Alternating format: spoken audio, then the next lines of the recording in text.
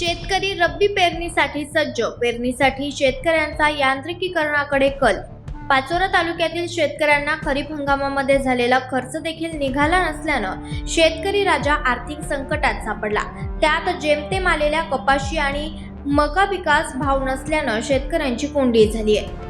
खरीप हंगामामध्ये शेतकऱ्यांना मोठा फटका बसल्यानं आता शेतकरी राजा रब्बीच्या आशेवर बसला आहे. सध्या पाचोरा तालुक्यात रब्बी पेरणीनं वेग घेतलाय. शेतकरी राजा आता रब्बी पेरणीसाठी सज्ज झाला असून रब्बी पेरणीमध्ये चांगले उत्पन्न येईल या आशेनं शेतकरी राजा आपल्या शेती मशागतीच्या कामांना आता पेरणीसाठी व्यस्त दिसून येत आहे. शेती कामांसाठी होणारा जास्त खर्च पाहता शेतकरी राजा आता यांत्रिकीकरणाच्या शेतीकडे वळू लागलाय. त्यामुळे शेतकऱ्यांची वेळेची बचत आणि पैशांची बचत देखील होत आहे. कारण मजूर वेळेवर मिळत नाहीत. त्यामुळे शेती मशागतीची कामे खोळंबली जातात आणि त्यामुळे उत्पन्नावर परिणाम होतो. तसेच जास्त मजुरीमुळे शेती देखील परवडत नसल्यानं शेतकरी आता यांत्रिकीकरणाकडे वळले आहेत. त्यामुळे यांत्रिकीकरणामुळे पैशांची मोठी बचत शेतकऱ्यांची होत असल्याचं शेतकरी सांगत आहेत. नामदेव सुभाष पाटील, जारगाव, तालुका पाचोरा, जिल्हा जळगाव. तर मी पहिले रब्बी आपला पावसाळ्यात कपाशी लावली होती त्या 2-2.5 एकरमध्ये. तर काही उत्पन्न निघाला नाही. काय 8-10 क्विंटल माल आलेला आहे, खर्चसुद्धा निघालेला नाही आहे.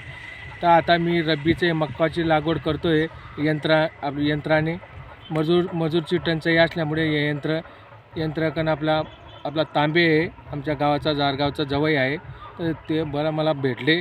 मग नाही तर मग माणूस बी भेटत नाही होता. अशी टंचाई असल्यामुळे आता बाया तर भेटतच नाही आहे.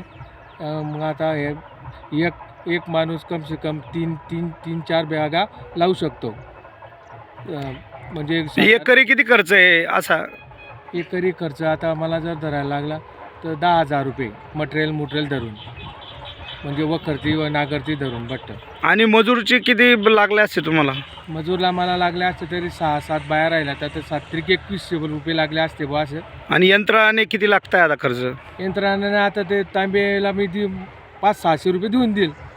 म्हणजे बचत होते बा? हा, बचत होते बा. आणि मजूर बी भेटत नाही. यंत्रीकरणाचा फायदा होतो. यंत्रकरणाचा फायदा आहे. काय सांगाल इतर शेतकऱ्यांना तुम्ही संदेश? तर शेतकऱ्यांना मी सांगू शकतो की या आधुनिक यंत्राची लागवड एकदम आणि असं चाच उगतं. 9 इंचावर खोल बी जातं. आपलं मजूर तरी बाया उघडे ठेवून देता, बुजत नाही. ते उगवण शक्ती होत नाही. मग याच्याने उगवण शक्ती बी एकदम 100% होते. म्हणजे मजूर टंचाईवर मात केली मग या मजूर टंचाईवर मात आहे मशीनची.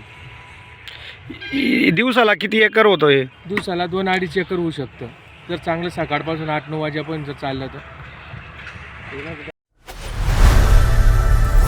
लोकनायक न्यूज